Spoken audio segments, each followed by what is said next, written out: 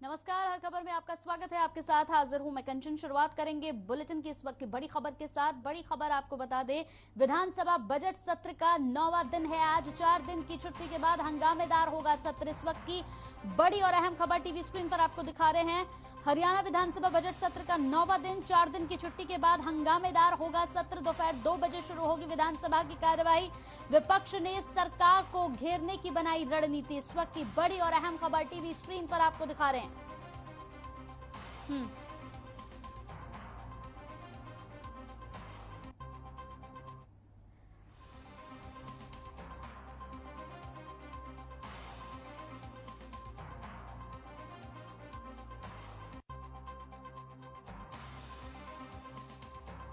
दिखा रहे हरियाणा विधानसभा बजट सत्र का 9वां दिन, 4 दिन की छुट्टी के बाद हंगामेदार होगा सत्र। दोपहर 2 बजे शुरू होगी विधानसभा की कार्यवाही। विपक्ष ने सरकार को घेरने की बनाई रणनीति। अवैध खनन, यूरिया की कमी पर सरकार को घेरेगा विपक्ष। इस वक्त की बड़ी खबर। तो इस वक्त की बड़ी और अहम खबर आपको टीवी स्क्रीन पर दिखा रहे हैं। हरियाणा विधानसभा बजट सत्र का 9वां दिन, 4 दिन की छुट्टी के बाद हंगामेदार होगा सत्र। दोपहर 2 बजे शुरू होगी विधानसभा की कार्यवाही। विपक्ष ने सरकार को घेरने की बनाई रणनीति। अवैध खनन, यूरिया की कमी पर सरकार को घेरेगा विपक्ष।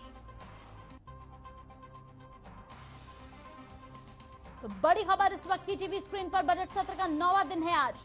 4 दिनों की छुट्टी के बाद आज का दिन हंगामेदार रहने वाला है विधानसभा में।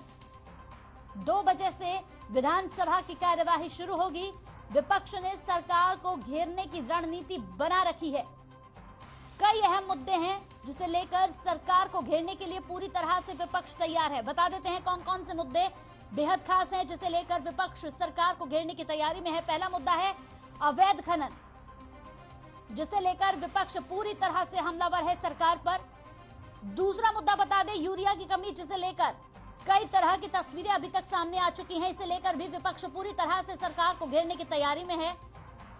यूरिया की कमी, अवैध खनन इस वक्त सबसे बड़े मुद्दे हैं जिन्हें विधानसभा में जोरों शोरों से उठाने के लिए पूरी तरह से विपक्ष तैयार है।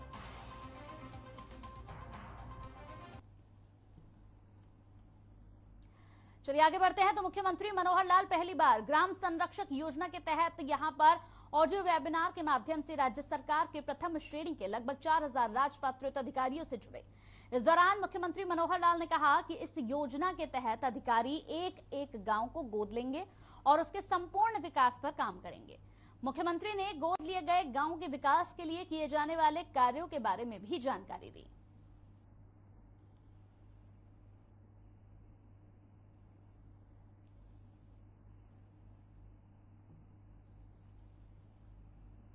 वहीं कृषि मंत्री जेपी दलाल कुरुक्षेत्र के जयराम शिक्षण संस्थान के वार्षिक उत्सव कार्यक्रम में पहुंचे, जहां जयराम संस्थान के अध्यक्ष ब्रह्म स्वरूप ब्रह्मचारी भी मौजूद रहे। वहीं इस दौरान जेपी दलाल ने एसवाईएल के मुद्दे पर कहा कि मामला अभी उच्च न्यायालय में है। हमारी जीत भी हो चुकी है। पंजाब हमारा बड़ा भाई है और हम बार बार प्रार्थना भी करते हैं कि हरियाणा की प्यासी धरती और हरियाणा के किसानों को उनका हक जरूर दें। वहीं आप यहां पर सांसद सुशील गुप्ता के 30 विधायकों के संपर्क में आने पर जेपी दलाल ने कहा कि विधायकों के संपर्क में आने से आम आदमी पार्टी को कोई लाभ नहीं होगा। वहीं जेपी दलाल ने कहा कि 2 साल बाद बच्चे हंसते खेलते हुए दिखाई दे रहे हैं। अब धीरे धीरे कोरोना महामारी से हालात भी सामान्य होते जा रहे हैं।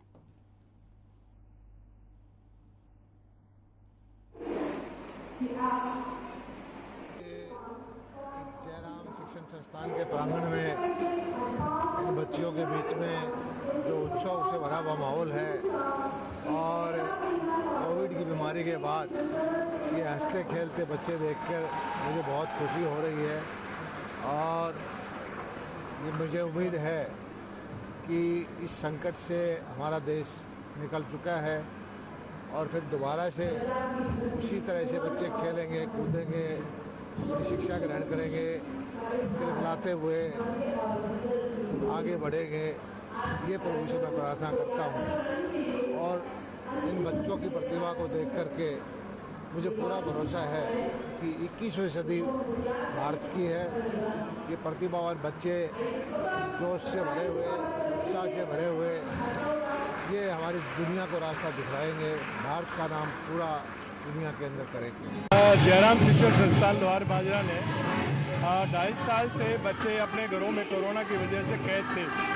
सब बच्चे डिमोरलाइज थे, चेहरे पे उत्साह नहीं था। तो बच्चों में खुशी का माहौल बनाने के लिए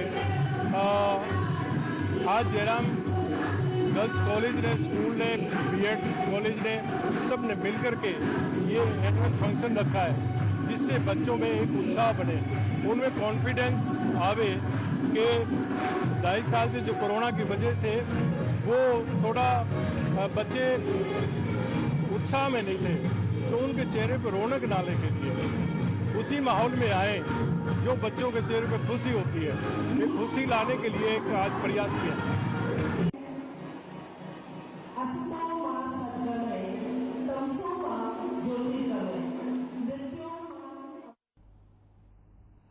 यमुनानगर पहुंचे आम आदमी पार्टी के राज्यसभा सांसद और हरियाणा प्रभारी डॉक्टर सुशील गुप्ता ने जैसे मंच पर संबोधन शुरू किया तो कार्यकर्ता आपस में एक दूसरे की खींचतानी करने लगे।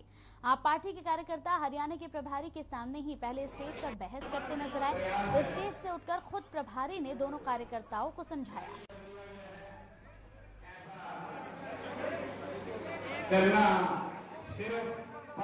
देखिए, आम आदमी पार्टी ने अपना खाता खोला गोवा के अंदर, इस बार 2 आई है, अगली बार 100% 100 आएंगे। और भी पार्टी इसमें शामिल हो सकती है आम आदमी पार्टी में? आम आदमी पार्टी सिर्फ ईमानदार राजनेताओं का स्वागत करती है, जिनके ऊपर कोई भ्रष्टाचार का आरोप नहीं हो, जिनका चरित्र ठीक हो, जो भ्रष्टाचार में लिप्त न हो।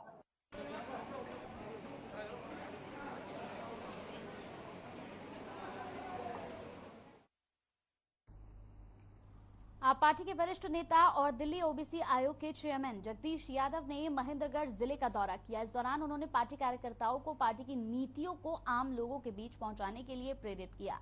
वहीं जिले में ओबीसी समाज के बड़े चेहरों से मुलाकात कर पार्टी के संगठन से जुड़ने का भी आग्रह किया। इसी क्रम में महेंद्रगढ़ में तेजपाल छजियावास की टीम से मिलकर आगामी रणनीति भी बनाई, जिसमें शिक्षा, स्वास्थ्य और चुनावी एजेंडों पर बातचीत हुई। इसके साथ ही जिला परिषद प्रमुख राम सिंह के घर पर बैठक की गई, जिसके बाद कयास लगाए जा रहे हैं कि बहुत जल्द राम सिंह आम आदमी पार्टी से जुड़ सकते हैं।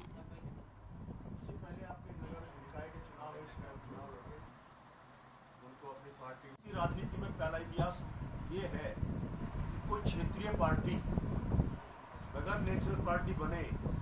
जब से मैं राजनीति में हूँ, मैं 77 में संजय गांधी जी के साथ मैंने राजनीति शुरू की थी कांग्रेस में, और कांग्रेस में मैंने दिल्ली प्रदेश युवक कांग्रेस के अध्यक्ष के रूप में मैंने काम किया। जब नीतियां सम्मानित मुख्यमंत्री केजरीवाल जी की नीतियां दिल्ली में आई और उनको मैंने देखा, उनको देखते हुए मैंने आम आदमी पार्टी ज्वाइन की, और आज इस आम आदमी पार्टी के कार्यक्रम को आगे बढ़ाने के लिए आज आपके बीच में हूँ। जो आपने सवाल किया अगला कदम क्या है, उस कदम के बारे में बता रहा हूँ कि पूरे इतिहास में जितनी भी क्षेत्रीय पार्टी आई है, आज तक अपने स्टेट के अलावा किसी दूसरे स्टेट के अंदर सरकार बनाने में कामयाब नहीं हुई थी। इतिहास उठा के देखा। वहीं आम आदमी पार्टी को पंजाब विधानसभा चुनावों में मिली बम्पर जीत का असर हरियाणा में भी देखा जा रहा है, जिसके बाद अब शाहबाद के रेस्ट हाउस में आम आदमी पार्टी के यहां पर उत्तरी हरियाणा के संगठन मंत्री सुखबीर सिंह चहल पहुंचे। जी हां, आपको बता दें, तस्वीरें आप देख रहे हैं। लगातार संगठन मंत्री सुखबीर सिंह चहल ने कहा कि देश में जो सरकारें इस विश्वास के साथ बनाई गई थी जनता के लिए कुछ करेंगी, लेकिन इन सरकारों ने जनता के लिए कुछ नहीं किया। लोग इसी विश्वास के साथ जनहित में अब आगे काम होंगे, यहां पर अपनी बातें कहते हुए नजर आए। हरियाणा में भी आपका असर यहां देखने को मिला।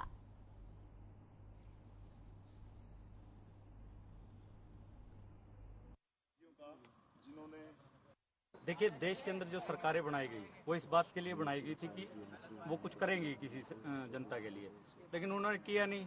आम आदमी पार्टी के हक में इसलिए वोट आ रहे हैं क्योंकि लोग चाहते हैं कि जनहित के काम हो, और आम आदमी पार्टी ने दिल्ली के अंदर काम वो करके दिखाए हैं। स्कूल, हॉस्पिटल, बिजली, पानी, मूलभूत सुविधाएं जो केजरीवाल साहब ने दिल्ली के अंदर दी, वही मॉडल पंजाब के अंदर लागू हुआ। और पंजाब के अंदर सरकार बनने के बाद 4 दिन के अंदर वो फैसले ले लिए गए जो सरकारों से कई सालों में नहीं लिए गए। 125 करोड़ तक के मुआवजे दिए गए हैं किसानों को, और 25,000 नौकरियां निकाली गई हैं। अगर ये काम पिछली सरकारें कर देती तो शायद आम आदमी पार्टी के आने की जरूरत नहीं थी। आज लोग जानते हैं कि एक ही आदमी काम कर सकता है, वो सिर्फ घोषणा पत्र नहीं बनाता, वो गारंटी देता है और उन गारंटी को पूरी करने का काम करता है। मेरे पंचकुला के प्रोग्राम थे और मैं यहाँ से निकल रहा था तो सुनील जी का फोन आया मेरे पास। कल तक के जितने प्रोग्राम थे वो साथ थे, यहाँ से निकलते हुए इन साथियों का फोन आया और हमने ये ज्वाइनिंग का प्रोग्राम किया। ये इस तरीके का प्री प्लान प्रोग्राम नहीं था, और नहीं तो ये पूरी टीम, कल भी मैं पूरी टीम के साथ था। मंडी के अंदर हमने ज्वाइनिंग करवाई है, उसके बाद कई गाँव के अंदर गए हैं। 22 तारीख को फिर से गाँव के अंदर प्रोग्राम है जहाँ पे पूरी टीम देखने को मिलेगी। जो हमारे उत्तरी हरियाणा के सेंट्रल मंत्री हैं सुखबीर चहल जी, इनके बारे में थोड़ा सा प्रकाश डालना चाहता हूँ।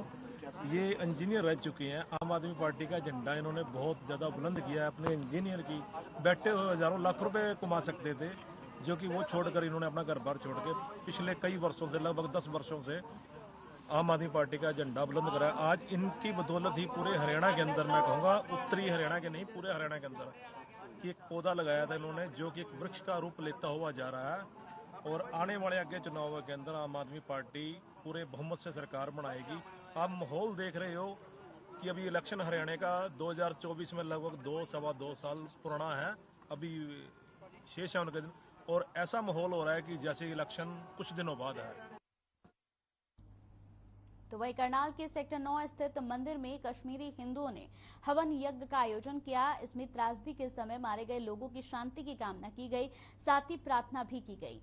कश्मीरी हिंदुओं पर जो जुल्म हुए हैं वो किसी के भी साथ ना हो। वहीं करनाल में रहने वाले 32 परिवारों ने मुख्यमंत्री मनोहर लाल से करनाल में कहीं भी मंदिर के लिए जगह उपलब्ध करवाने की मांग की है, जहां पर वो पूजा पाठ करके अपनी संस्कृति को आगे बढ़ा सकें।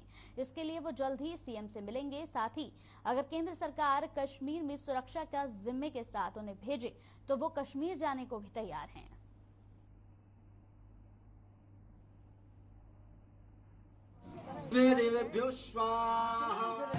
हम बताना चाहते हैं कि हमने कितनी पीड़ा सही है, फिर भी हम अपने पाँव में खड़े हैं, क्योंकि हमारे पास एजुकेशन है और हमें उम्मीद है आने वाले सरकार से, खट्टर साहब से, मेघा भंडारी जी से, कि वह हमें एक ज़मीन दे जहाँ पे हम अपना भवन बनाएं और वहाँ अपनी रीति रिवाज, अपना कल्चर को जागृत रखें।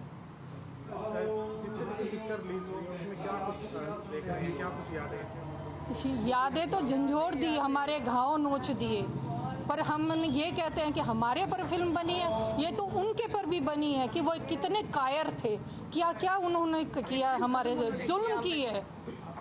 या गंदगी उनकी दिखी नहीं, वो गंदगी वो उनको देखनी चाहिए, वो कितने गंदे हैं, कितनी गंदी सोच है उनकी, किस तरह हमें लूटा, हमारी इज्जत लूटी, हमारे को बुरी तरह से धकेल के घर से निकाला। क्या भविष्य में दोबारा जाना चाहेंगे? अवश्य जाना चाहेंगे। अगर हमारे मोदी जी, हमारे योगी जी हमारा साथ दें, अमित शाह जी साथ दें, तो हम जरूर जाएंगे। जी, मेरा नाम डॉक्टर अनीश कोल है और मैं यहाँ पे NDRA में पढ़ता हूँ। जी, हम जो हवन कर रहे हैं ये 2 साल से हम नहीं कर पा रहे थे बिकॉज ऑफ कोरोना, और अभी आज कोरोना जो है थोड़ा कंट्रोल में आ गया है, तो हम ये एनुअल हवन करते हैं। ये इसके पीछे कारण ये भी है कि हम करनाल में अभी, और करनाल की इन जनरल पीस प्रॉस्पेरिटी के लिए, धर्म की जय हो, अधर्म का नाश हो, प्राणियों में सद्भावना हो, विश्व का कल्याण हो, इसी उद्देश्य से हम हर साल ये हवन करते हैं। और यहाँ पे तकरीबन 40-42 फैमिलीज कश्मीरी पंडित्स की रहती हैं, जो 89-90s में उसी त्रासदी के दौरान जो है देश के अलग अलग कोनों में शिफ्ट हो गई थी। तो 89 में कुछ 40-45 फैमिलीज जो है वो करनाल में शिफ्ट हो गई थी। बस उन्हीं के साथ साल में एक बार ऐसे मिलके जो है अपनी के लिए भी और करनाल वासियों के लिए भी हम जो है शांति के लिए हवन करते हैं।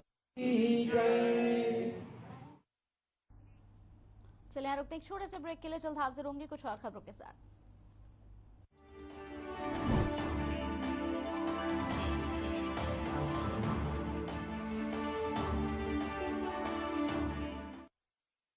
पंजाब है जसप्रीत का ठिकाना, मुंबई है आदर्श का आशियाना, केरल का गोविंद निवासी, कोलकाता में जन्मे है काशी। हर हिंदुस्तानी की शान, ARB बियरिंग्स जोड़े सारा हिंदुस्तान। अरे रंगों का उमंगों का, अरे रंगों का उमंगों का जज्बा कहाँ रुकता है, मन साफ है तेरा अंदर तो बाहर दिखता है। हर रिश्ते का एहसास रखती है, हर घर में अपनी पहचान खास रखते हैं। हम निरमा एडवांस हैं, मन की तरह कपड़े भी साफ रखते हैं। निरमा एडवांस। पंजाब है जसप्रीत का ठिकाना, मुंबई है आदर्श का आशियाना, केरल का गोविंदन निवासी, कोलकाता में जन्म है काशी। हर हिंदुस्तानी की शान ARB बियरिंग्स जोड़े सारा हिंदुस्तान। अरे रंगों का उमंगों का, अरे रंगों का उमंगों का जज्बा कहाँ रुकता है, मन साफ है तेरा अंदर तो बाहर दिखता है। हर रिश्ते का एहसास रखते हैं, हर घर में अपनी पहचान खास रखते हैं। हम निरमा एडवांस हैं, मन की तरह कपड़े भी साफ रखते हैं। Nirma advance. Hey mom! Hey, look! I can download a song really fast. I can make dosas faster. Must be joking. Bus, 3 easy steps. Mix with water, spread batter, fry. गाना डाउनलोड हुआ? नहीं, पर तब तक मैं इडली बनाती हूँ। हमने बनाया किड्स से। अरे रंगों का उमंगों का जज्बा कहाँ रुकता है, मन साफ है तेरा अंदर तो बाहर दिखता है। जो अच्छा हो, जो सच्चा हो, वही तो दिखता है। हम निरमा एडवांस हैं, मन की तरह कपड़े भी साफ रखते हैं। निरमा एडवांस।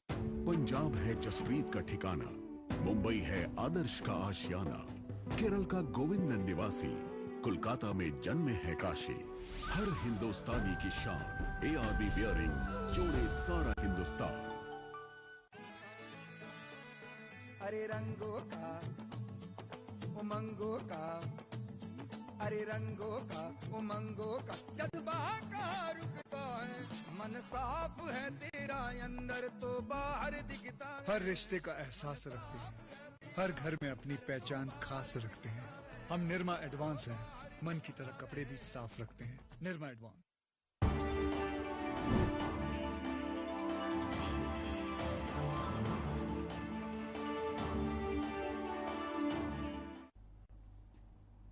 ब्रेक के बाद स्वागत है आपका और अब खबर अंबाला से है। आपको बताते चले कि अंबाला में वादा खिलाफी को लेकर किसानों का लगातार धरना शुरू हो गया है। अंबाला में किसानों ने सरकार की वादा खिलाफी के विरोध में जिले के उपायुक्त कार्यालय के बाहर धरना प्रदर्शन किया, जिसमें शहीद भगत सिंह किसान यूनियन के किसान भारी तादाद में इकट्ठा हुए। इस दौरान किसानों ने सरकार के खिलाफ जमकर नारेबाजी की। वहीं ब्लॉक 1 के यहाँ पर प्रधान बलविंदर सिंह ने सरकार पर आरोप लगाते हुए कहा कि सरकार ने MSP पर कानून बनाने की बात कही थी, जो अभी तक नहीं बनी है। साथ ही किसानों ने सरकार को चेतावनी दी है कि आंदोलन स्थगित किया गया था, ना कि खत्म किया गया। अगर सरकार हमारी मांगे नहीं मानती है तो एक बार फिर से आंदोलन शुरू होगा।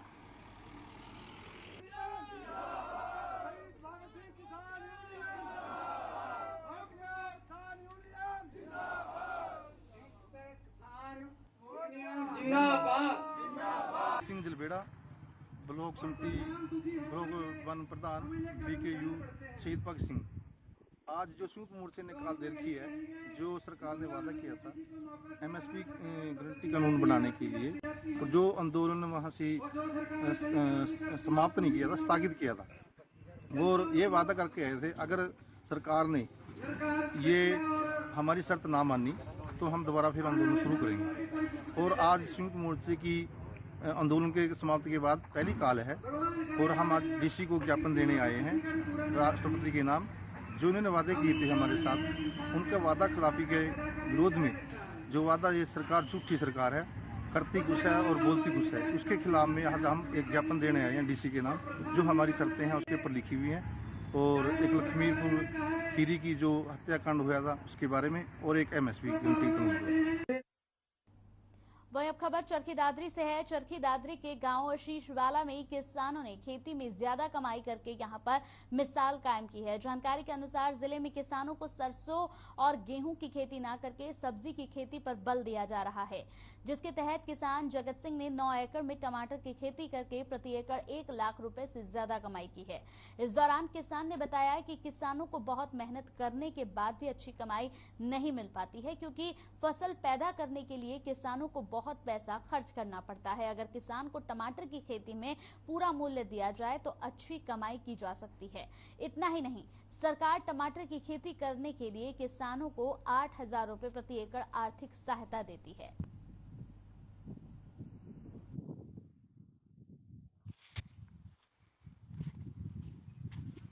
कम छोटे जमींदार के लिए जो अपने इनकम का साधन ठीक हो जाता है जी, ये मोटी खेती में बचत कम आती है जी। इससे घर का खर्चा नहीं चलता मोटी खेती से, इस कारण से जी सब्जी की खेती करनी पड़ती है। तो जी जो मोटी खेती से कई बार तो मतलब 2 गुना हो जाती है जी। और मोटी खेती करें कहाँ से, क्यों जमीन कम है, तो इसलिए मतलब इसी को यूज करना बढ़िया समझा जी। खाद नहीं मिलती टाइम पर, एक तो खाद टाइम पर मिल जा, बीज भी टाइम पर नहीं मिलता, वो भी बीज टाइम पर मिल जाए तो टाइम पर बुआई हो जाए तो 2 रुपये ठीक मिल जाए। एक आध का किसान संस्थान शुरू करी थी जमा छाने से, उसके बाद में एक को देख के दूसरा कर लेता था, ठानो कुछ बेनिफिट मिला तो उस हिसाब से फिर ये बढ़ दी गई। ये 2 साल से मिला लो सना, बाकी ये मोटी फसल से कुल मिला के ठीक रह जाती है। जमीन थोड़ी पड़ती है इसमें, मोटी फसल की बजाय ये सब्जी खेती में पैदावार ठीक दे देती है। अगर भाव मार्केट भाव ठीक मिल जाए तो खर्चा लगभग इसमें 30-40 रुपये आ जाता है, लेकिन उसके बावजूद अगर मार्केट रेट ठीक रह जाता है तो फिर भी मोटी फसल से बेनिफिट में रह जाती है। अभी 2 साल के दौरान में तो काफ़ी यानी बराबर सराबर है, कोई ज़्यादा बेनिफिट वाली बात तो नहीं, लेकिन खर्चा पानी तो निमट गया इसमें है, क्योंकि कोरोना काल था, इसमें भी मार्केट रेट मिला नहीं, तो इस वजह से 2 साल तो लॉस रहा है। बाकी सालों में मोटी फसल से ठीक रह जाती है। तो फिलहाल हम 2-3 साल से मैं 9 एकड़ में खेती कर रहा हूँ सब्जी की, और मिर्ची की थी। मिर्ची में ज़्यादा यानी खर्चा होने की वजह से मार्केट रेट ना मिलने का वो तो अब की बार करी नहीं। अब की बार 9 एकड़ में टमाटर की खेती है, और ये भी हो जाए अगर मार्केट रेट ठीक मिल जाए तो मेहनत तो है इसमें, लेकिन और फसलों से ठीक रहेगी। वहीं चरखी दादरी में जल भराव होने की वजह से दुकानदारों को परेशानियों का सामना करना पड़ रहा है, जिसके चलते दुकानदारों ने लाला लाजपत राय चौक के पास रोड जाम करके प्रशासन के खिलाफ नारेबाजी की है। इस दौरान दुकानदारों ने बताया कि जल भराव के चलते काफी दिक्कतें आ रही हैं और दुकानदारों का आर्थिक नुकसान भी हो रहा है। वहीं आपको बता दें, माफ कीजिएगा, फैम जिला प्रधान जय भगवान मस्तान ने बताया कि प्रशासन की ओर से यहां पर व्यवस्था पर किसी तरह से कोई ध्यान नहीं दिया जा रहा है, जिसकी वजह से कॉलोनियों में यहां पर पानी इकट्ठा होने लगा है, जिसकी वजह से समस्याएं लगातार जो कि त्यों बनी हुई है। अगर जल्द से जल्द समाधान नहीं निकला तो बड़ा आंदोलन यहां के लोग करने के लिए मजबूर हो जाएंगे।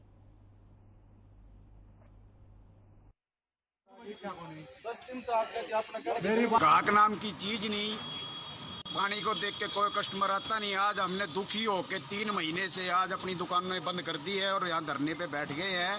प्रशासन से यही मांग है कि इस पानी को निकाले और समाधान करे। प्रशासन से फोन कर लिया, जे तक कर लिया, SDO तक कर लिया, बोला भाई हमारा तो कोई समाधान को नहीं ये करे।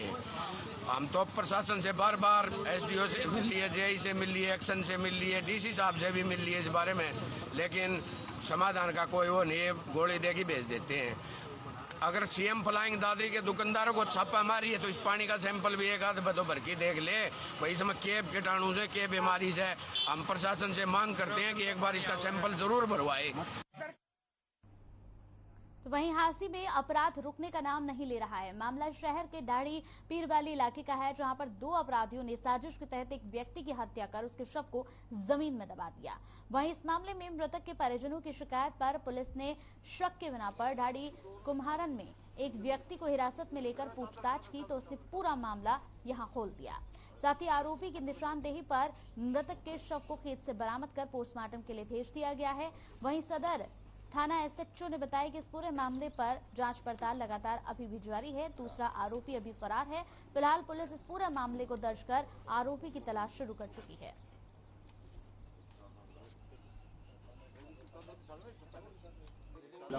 इसमें रमेश है अपने दीवान चंद के डाणी पीरावाड़ी के, उन्होंने बताया भी मेरा भाई 16 तारीख को शाम के 7 बजे से गुम है, जिस पर ये FIR दर्ज करी गई थी 118 नंबर। तो जिसकी सूचना पे कल उन्होंने आज सुबह आके उन्होंने दोबारा से दरखास्त दी है। अगर मुझे शक है कि भी ऐसे बाबूलाल का जो लड़का था आदमी बुजुर्ग है 62 साल का, उसके रोटी देने के लिए गया था, वो वापस नहीं आया। तो मुझे शक है कि कोई जो भी कुछ है उसके अंदर है, तो आज उसको हमने पूछताछ के बाद उसको गिरफ्तार किया है और उसी की निशानदेही पर हमने उसको वहाँ से जो जहाँ पर उसने उसका मर्डर करके अपने साथी राजेश के साथ जो पीरावाड़ी का ही है वो भी मिलकर वो वहाँ से आज एसडीएम साहब की देखरेख में उसको डेड बॉडी को बाहर निकाला।